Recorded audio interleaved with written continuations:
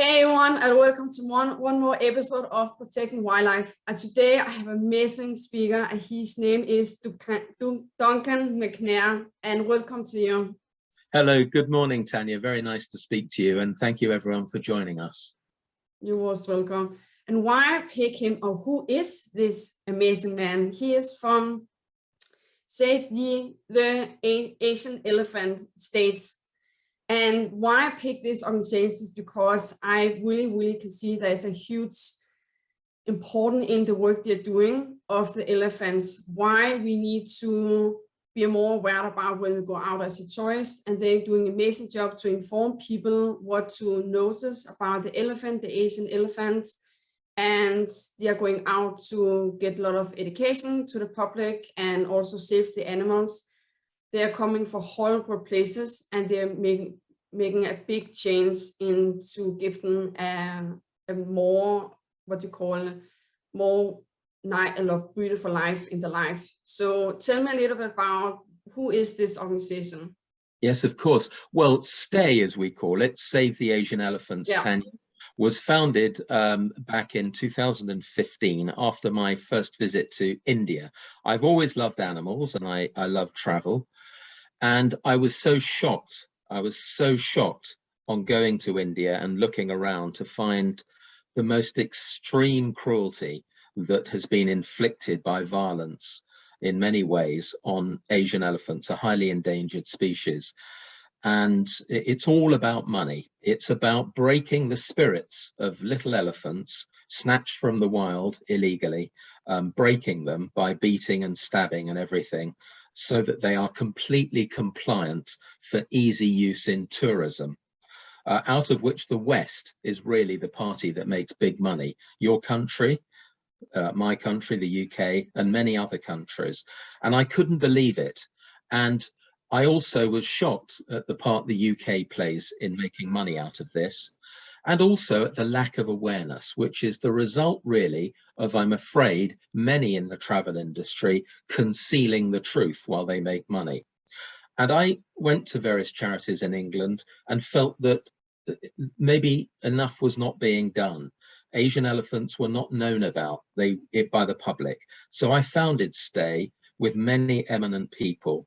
And since then, we have stood every day fighting for the preservation from extinction and the protection from hideous abuse in tourism and otherwise of this really ancient, venerable species. And that's been my daily concern. I'm also a lawyer in the City of London, so I do a lot of work on that, and it's often helpful to my work for STAY. But STAY is very much my focus alongside my law.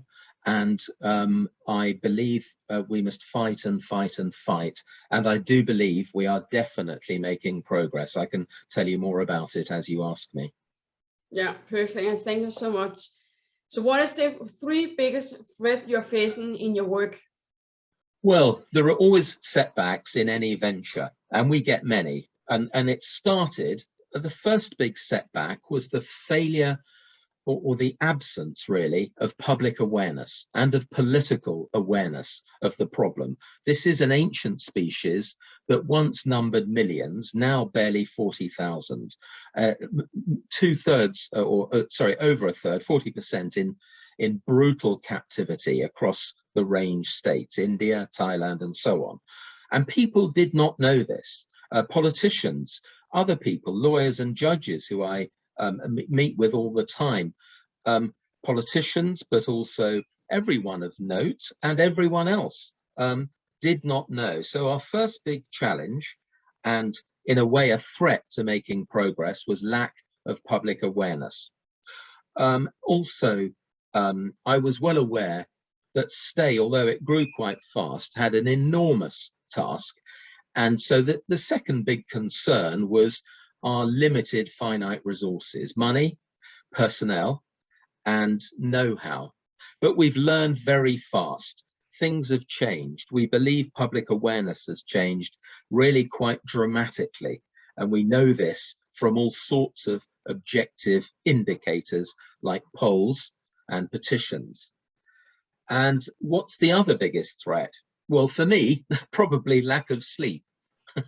I need more. I'm a stranger to my bed a lot of the time. But seriously, you need to balance your life. I know that, and people tell me that.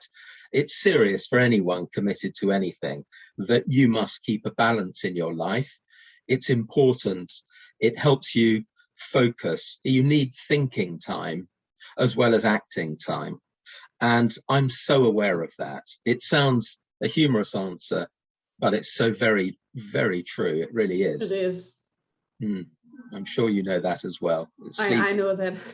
The essence of life, really.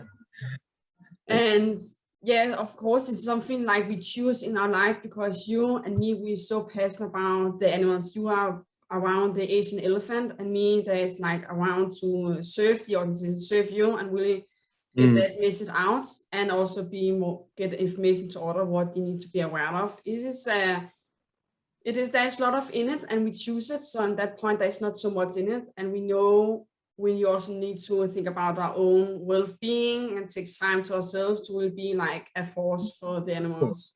Yes, of course, yes.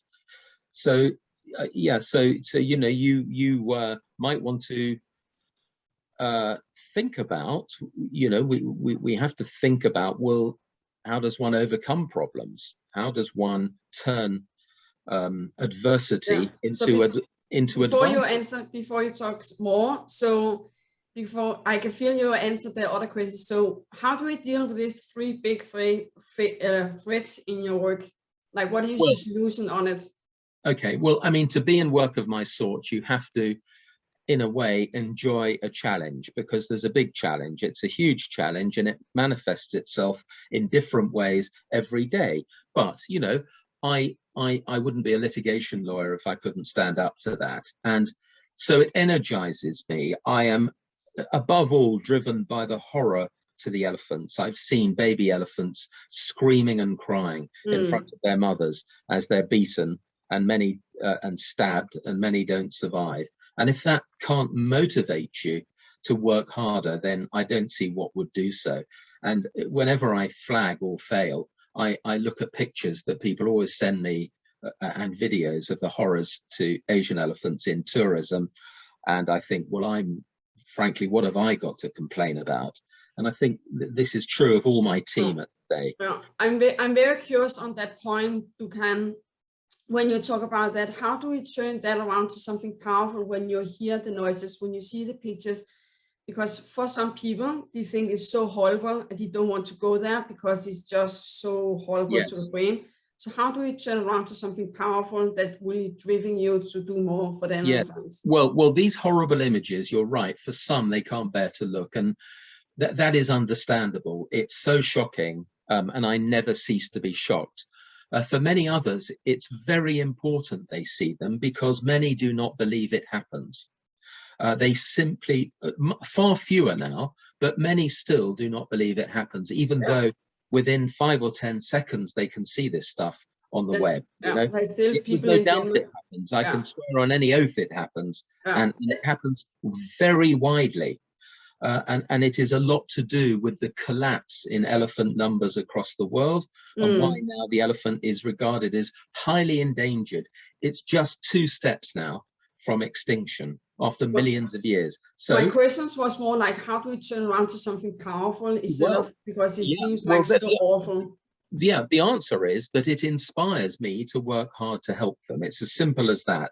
If I hadn't seen for myself this abuse, and if I hadn't seen images or reminded of it by images, I really wonder if my mind would stray off to something else. But no, it doesn't. It's a really urgent cause. And I know this is the way that it's felt by volunteers across my organization and directors as well. They are horrified, but they are also energized to act. And I work on this every day. I make hundreds of speeches. I write articles. I do media stuff and so on. I have to deal with all sorts of things. Of course, you need to face it. I don't mind that. Yeah, you could ride through problems if you really want to try to make progress.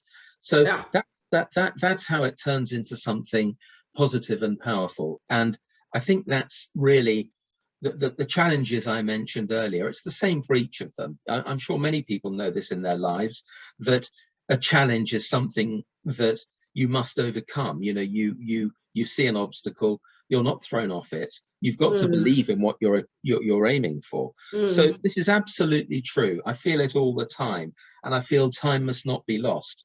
Yeah. So we've accelerated much of what we stand for.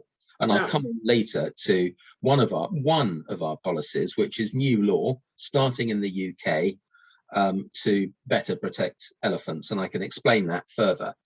Some people still misunderstand it, or in the case of commercial vested interests, pretend to misunderstand it. One thing I want to get into the audience here. So I hear a lot of you out there, and also in my friendships and family, they have a chance to face the picture, face the information on the internet, face the work Save the Asian elephant is doing, because it's horrible to see the truth in the eyes. Yeah. And there is always a solution. So if you're out there feeling this is like a problem, you don't know how to do it, you don't know what the solution is, my big in the hope for you is, please open your mindset somewhere, because there is always a solution on a challenge. So there is a challenge. This is our brain that is making to a problem. So break it down to see it as a challenge, and a challenge you can always find. If you find 3 solutions, you can find 10. It's just all about how much do you want to look in the corner to find a solution to the challenge with the elephants, also in your daily life, in your work. So there is always only your brain that is shut off to see the solutions. Yes, of course. Well, absolutely. Everyone in the world can help in their different way to help the Asian elephants. Everyone. And I don't just mean by joining STAY, although I'll talk to you about ways that can happen and how you can help us, because we need huge mass support. But for everyone, for a start, anyone thinking of a holiday in Southeast Asia, and we're not for a moment denigrating these countries. You know, India is the most wondrous place. I've been there many times now. But if you're thinking about a wildlife holiday, right, watching wildlife, particularly if you're thinking about seeing captive wildlife, firstly, challenge your travel agent, your tour agent. Do you, travel agent, sell holidays that involve elephant riding, captive elephants, tricks, as I said, riding, washing, selfies? And if they won't answer or say yes, you should say to them, I'm not prepared to book any holiday through you. That is the power of the consumer. It's entirely legitimate. Anyone can use it. We also have, we urge the need for everyone to lobby their policymakers and politicians, their lawmakers. And we have standard letters on STAY's website that you can send if you're a UK resident to your Member of Parliament and also to the UK government. And they are up-to-date letters that reflect the current position. But wherever you are, UK resident or not, you should try to speak to your local politician and to the government, and to say to them that this is an urgent issue. Asian elephants are near to extinction. They suffer brutally by the hand of man. This is not ordained by God. This is brutality by man that is needless and can stop. Please help us introduce new law in our country to regulate our domestic market, to stop adverts for these brutal places. So one thing I would love to say to this is to you out there, when you're going out to traveling and you're going in a booking agency to book your traveling, and as the person around that, if you say, no, I'm not buying vacation around elephant, but the company is still selling vacations around elephants, working with elephants, you're still supporting the work. Yes, you choose something else, but you still support, because the work, the company is selling traveling that is around riding on the elephants, touching elephant, feeding elephant, you still support the work. and it's your responsibility to say something to it, to say, I will not say yes to that kind of, or why, and go to another company and choose another company. Yes, There absolutely. is Yes, show transparency around what they work, what absolutely. they're doing, what they're selling. That's Choose right. really, I inspire you to choose that, because what you're buying is what you're supporting. Yes, exactly. Absolutely. And you must make clear to the travel agent, if they do not give you a good answer, why you are going elsewhere. Yeah. They may well not realize that riding an elephant involves extreme torture and brutality to the elephant. An elephant is a wild animal. You can't just walk up to a lion and jump on its back without consequences. And elephants are not like dogs or horses that have been domesticated over 10,000 years or more. They are wild animals. They can be temporarily suppressed by brutality and fear and stabbing, but that is very volatile. And Asian elephants, when provoked, attack and kill. We have huge amounts of evidence of that.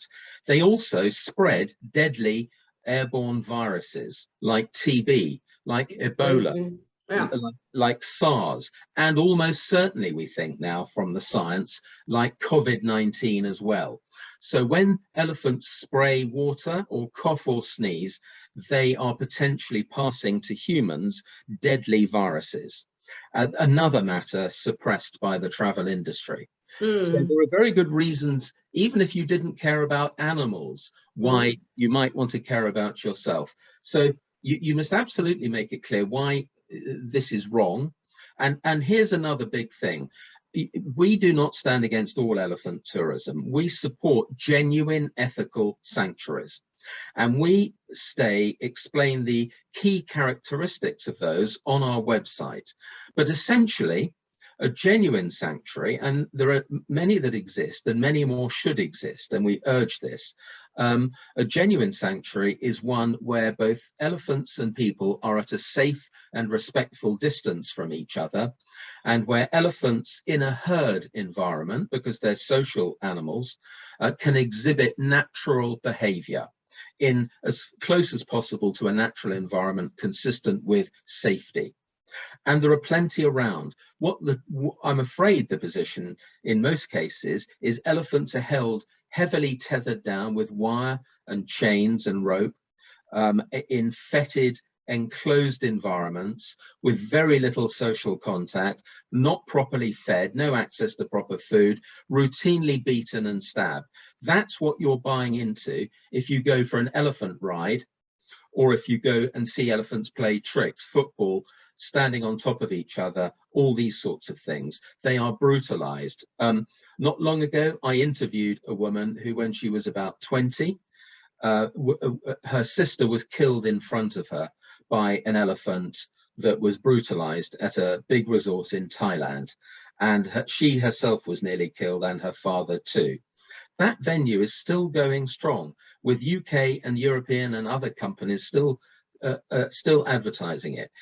In a way, it shows everything that should not be happening, and it makes today's case. It's almost a manifesto for our program, and that place is called Nong Nooch in Thailand, a huge place, which is brutal to elephants and indeed to tigers and other wildlife. Yeah.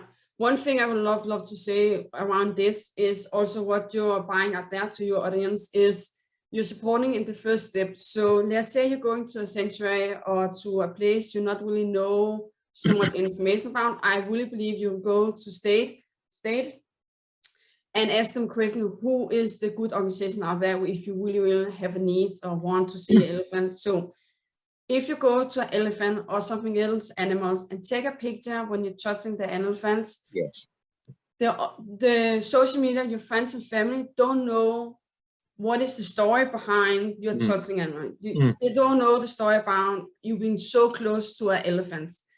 So let's say that, so they get a feeling when they see the message and they say, I also want that. If you're not aware about what is the good places and the information about the horrible the Asian elephant is going through, they can most of the time support that case. So I will invite you to not put that kind of pictures up, because the pictures, it gives a feeling to so many people, and the brain say, I want that. And most of the time they're supporting a bad causes. There is supporting the horrible the Asian elephants is going through. So please hold a picture for yourself and have that in your telephone, on computer. Please don't post it. Well, that's fine. I mean, you have to firstly be very careful to know a healthy elephant from a brutalized elephant. But as if you look for the signs, it's very obvious. And also, you know, you will look and you will see many wounds of stabs and rips on an elephant that's been abused. Virtually every elephant in close confinement has been abused. That's the only way it can be suppressed and held down. And it will be thin, probably. It will have terrible wounds and so on. But more importantly, Stay on its website sets out the characteristics of a genuine sanctuary, what you can see and what you can't. If you go to somewhere like India, it's difficult. You might suddenly be taken to a venue that you don't know anything about, and you don't know whether it's ethical or not. But read up about it in advance.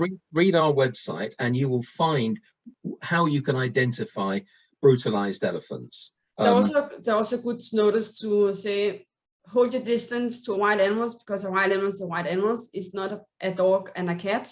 A wild animal needs distance for it. Just that's it. Well, for your own, keep your distance to it.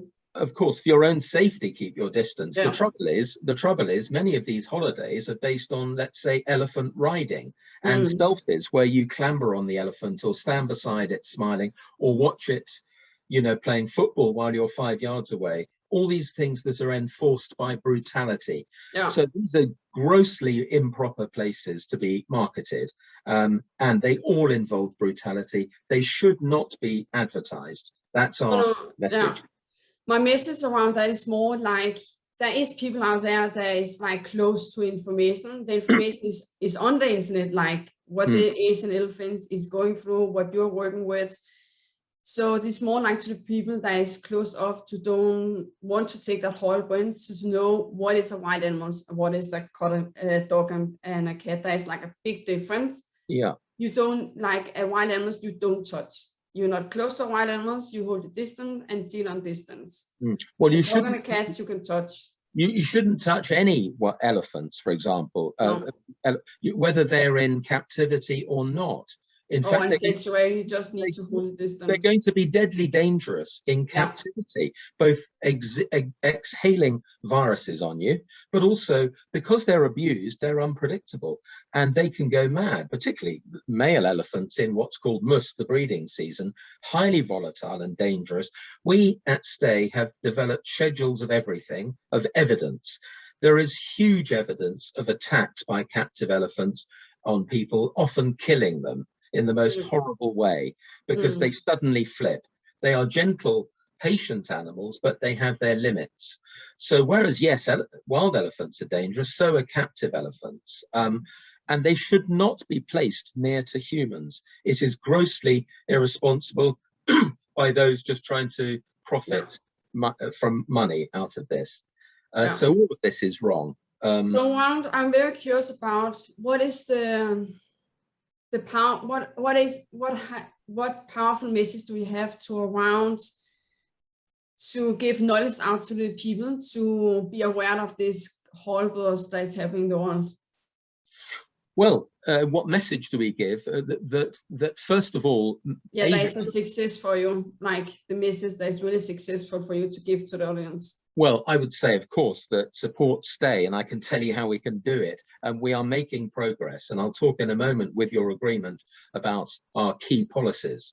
But I would say, first of all, abandon elephant tourism. Abandon it totally, unless it is definitely a genuine ethical sanctuary. Now, those exist, but we can't publish lists easily, because what is good today is bad tomorrow, and what's bad today is good tomorrow. And we get threats from commercial and legal threats from some of the companies and entities, trying to, because they regard stay as a nuisance, I'm pleased to say. But they should, and we have to be careful of that. And it is not a reliable or sensible exercise to publish lists and pretend they're the same all the time. Certainly we can point to some that have proved durably good over years. For example, Elephant Nature Park in Thailand, near Chiang Mai, is a wonderful example of ethical treatment of elephants over many years. They do a wonderful job. I can name quite a few, but one has to be cautious. And the best thing so please don't mention them. So if you out there want to know the organization, please send them an email so you know who is good out there. Well, I will tell you that Stay is now dealing at a very elevated level with the British Parliament, and we will be giving a lot of information to them. We've given a great deal to the travel industry and its representatives in the UK, and they've done almost nothing about it. Indeed, we have a schedule of many broken promises of change by these organisations. Money is their thing, money and only money, and forget the welfare of elephants. That's not an issue for them. And so we are, our campaigns are evidence-based, evidence, not just emotion, no, real evidence of abuse, of where this goes on, the way it happens, photographic and video and witness testimony evidence, and above all, what should be done about it, and our policies. And I will, when you're ready, talk about those and how people can help us to promote. So I think that is a beautiful story, because now we have been touching about how horrible it is out there. We have touched about state's work, what you're doing. And I also will love to, when you're sharing successful process, like with the government, like the law. Yeah, we have been in touch a little bit about, because that is a successful story and so beautiful what you have changed. Right. Well, first of all, as I said, the first big driver is public opinion, and that's changed dramatically in the last few years. And I hope Stay has had an awful lot to do with that. So now in the UK, over 90% of the British public support an immediate end to elephant brutality in tourism, and at nearly 80%, we think it's probably higher now, support precisely Stay's policies. The immediate policy is a new law in the UK to ban the advertising, promotion or sale of unethical elephant venues. We call them UEVs, where brutality happens to elephants. And that has colossal public support. We have drafted a law at the request of government. There are lots of lawyers like me on our team. We've sent it to them, and we're very pleased that this government has responded, we believe, very respectfully and responsibly. And it's announced an imminent new law called the Animals Abroad Bill. That deals with several things, but a major thing is announcing that there will be, if the law passes, we believe it should, a ban on the advertising and sale of what they call low welfare venues, where elephants and other wildlife species are abused in tourism. Now, that is of huge significance if it passes. It's got to be drafted properly, as I know as a lawyer, not lots of loopholes for wealthy companies to slip through with their lawyers, and real proper penalties for multi-billion-pound companies who can consistently breach the law and who can throw off a token fine. You know, what's 5,000 or 10,000 or even £100,000 as a fine when you're making tens of billions? It should include prison sentences for consistent abusers, for the directors of companies. There is plenty of precedent for this. Some of the travel industry are telling us this is outrageous. It's not. It's already in plenty of English laws, including animal welfare laws. And so the Animals Abroad Bill, which is due to be presented in Parliament this autumn, and we're working on this with governments, holds out enormous potential to stem supply and therefore demand for this abusive sort of tourism. And here's another point, Tanya, that I cannot overemphasize. Britain is not the power it once was, but it still has a legacy of influence, particularly in India. But the law that is good for the UK is good, this law, for any country in the world that has a market in abusive elephant tourism or abusive wildlife tourism. Why should it be any different in France, Germany, Denmark, America, Australasia, indeed all the countries where we know people support us that have no culture of animal welfare? China, India itself, Russia, and so on. We get lots of support from there. Beautiful. So it's a law that, if it passes and prospers, has huge, huge potential. And everyone really, I would ask, in the world should try to support this. But of course, we've got to get it right here first. Stay is in touch with plenty of foreign countries who are enthusiastic and watching this. And we hope in every way we will help them. If they feel we can help them, we will do anything we can.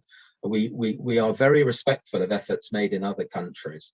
And of course, you know, our detractors, our opponents say, well, what difference does a law from England make? And they make lots of mistakes. They assume that it requires the concurrence of people in India or Thailand. It does not. It does not. It's seeking to affect what people in the UK do, or in this case, don't do, by advertising these brutal places. And it doesn't require the approval of the Indian government, not at all. It's entirely based on what we do. And then if it's also what Europe does and what America does and what Australasia and indeed Eastern Europe and anywhere else UK has mentioned does, it becomes then serious. And what our purpose is not to throw everyone in prison.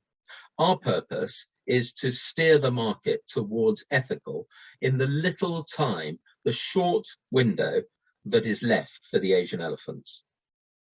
Yeah, that is so beautiful. That is a beautiful success story to really have make that beautiful law in UK and also affect other countries. That is so beautiful and so needed. Yes. And that requires a lot of willpower, as you have to the Asian elephant to really push through it. I think so. And the other point is this about a law. Yes, of course, there can be loopholes. Yes, unscrupulous companies can slip past it, of course. That's what lawyers are there to do very often, to get you off the hook.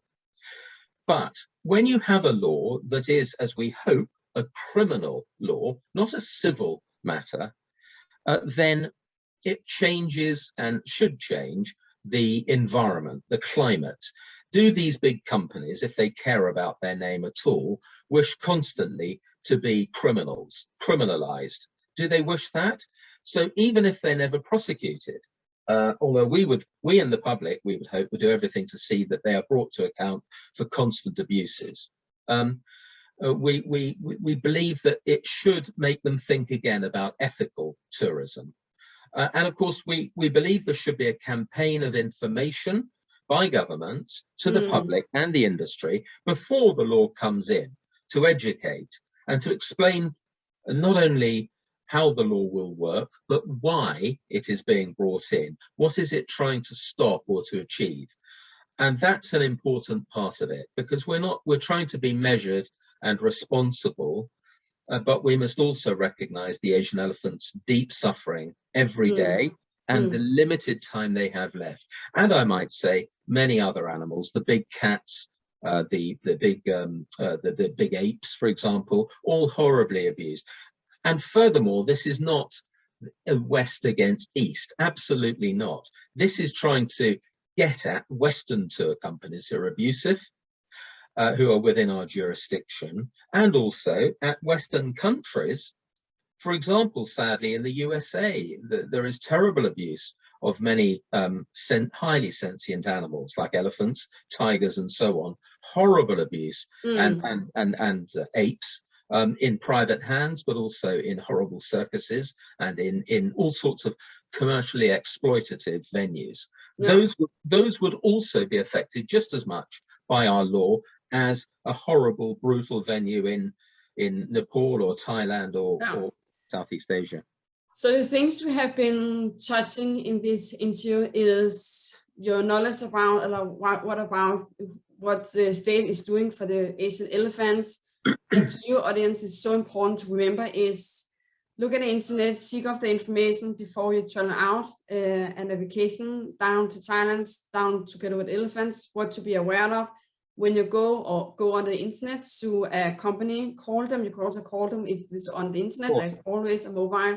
Of course. And also, when you're out and traveling and your family wants to see elephants, be aware about the signal you need to look at on the elephants before you're going in, before you buy the ticket to see the elephants. Yeah. So ask questions is so important before you take photos.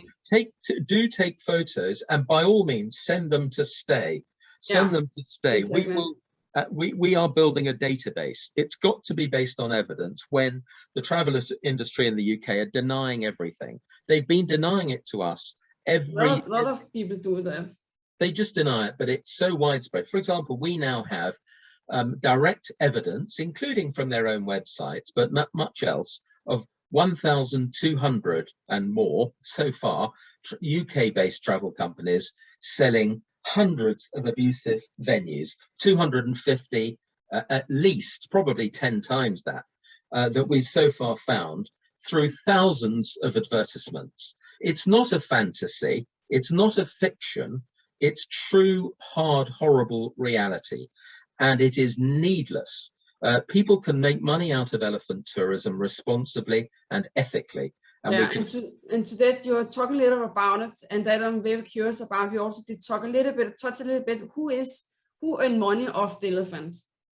Well, the answer is that, of course, those who own the elephants in the range states and where the elephants are living make money. I'll tell you one thing, the people who look after the elephants every day, the mahouts, have a terrible life. They make virtually nothing. They're economic slaves and very lowly regarded. The people who make the big money are the big Western tour companies, right? But not always big, sometimes small, but very often big. The largest that's involved, I won't mention its name, but it's a household name. The largest that does this abusive advertising has an annual turnover of $200,000 million. That's 200 billion, not million dollars. It's involved up to its neck in this. There are many others. There's one, sadly, a few miles from where I live in London, that makes nearly 1 billion a year, 750 1,000 million. I mean, it's huge money. 750 million, I should say, nearly $1 billion a year, and it gives its directors about 35 million pounds in dividends every year. Now, it is a consistent abuser, constant, and it's told us one untruth after another that it's now stopped. And sadly, the regulators of the travel industry representatives who pretend to regulate the industry, they do nothing of the sort. They're there to protect their commercial interests, really. They've achieved absolutely nothing. And so self-regulation by the market, which is like marking your own homework, has failed. Of course it's failed, because it's self-serving. They don't want to regulate themselves. Why should they when they're making big money? That must give way. That must give way to the force and compulsion of law. It's obvious. It's obvious. That's what they will have to respect. Yeah.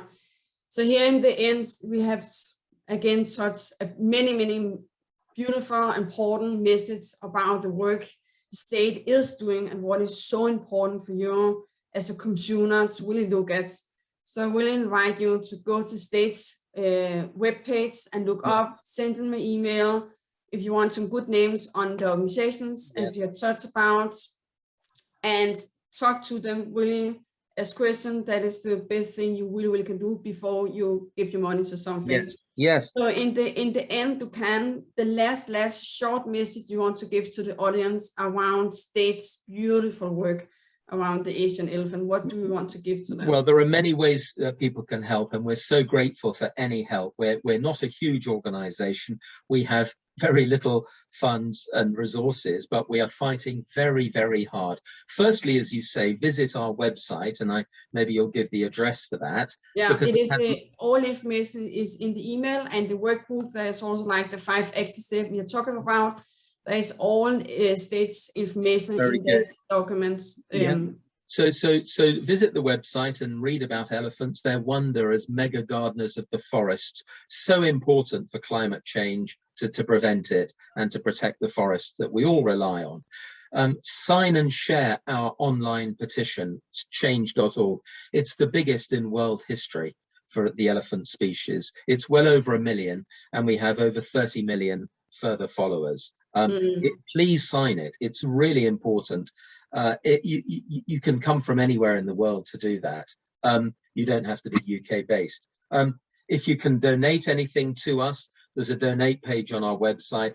We don't take any money, of course not. I put money in, and others do, I'm sure, but we need help because we have running overheads. And if you can help, great. And then introduce us to people, editors, journalists, new audiences, universities, schools. I travel everywhere to speak. It's more difficult in lockdown, but I'll be resuming that. And I've done hundreds of speeches to parliaments and to universities, vet schools, professional people, schools, everywhere. And I'm always pleased to do that. We have wonderful speakers on our team, people of huge renown. So please help us to introduce us to people. And then eventually join Stay. Please join Stay as a volunteer. You'll find it very rewarding. I'm so thrilled we were named one of the top 9, one of the best 9 elephant charities in the world last week for the work we do, and I'm very proud of that. It's also a beautiful story to know you are a good organization and you have gets that kind of I'm so pleased. That's beautiful. There are good organizations around, and we strongly support various other animal charities, but we believe that the policies that we pursue are amongst the right ones, and that they must be pursued. And so we ask people to join us. You can email us and we will respond immediately. So here to the end, to you that is watching this video, all information Duncan is talking about, this is in the document, and a lot of more things, a beautiful video that is also there, so you can get the feeling about a little bit more about who is states exactly. So my hope for you that is watching this interview, please go to the links of states, read about it, share the video. There is the link in the email you get from me. Share that. Write your comment on what you think about this interview, what you have learned, what inside knowledge that you get, like what aha moments have you received for this interview. Please share it. Because sharing is caring, and with sharing, we also inspire and motivate others. Absolutely. So take a look in the work. So thank you so much, Duncan, to be a part of this summits, and thank you so much for sharing your wisdom and knowledge and your work that is so important. So thank you so much. Very kind. Thank you, and thank you very much for having me, and to everyone for your interest and any help that you can give us of any sort. We're most grateful. Thank you. We need to stand together as a source over the globe. So please. And the last thing I want to say to you is, in all the information you get in this interview, please choose to use a half hour after this interview to know, like, take a choice on what commitment you will go through, like call your entities where you're working, check out the information, inspire other people to be more aware about it, to think about it, to get more awareness.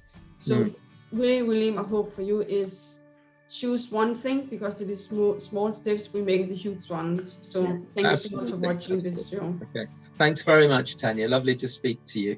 Bye everyone. Thank you. Bye everyone. Bye.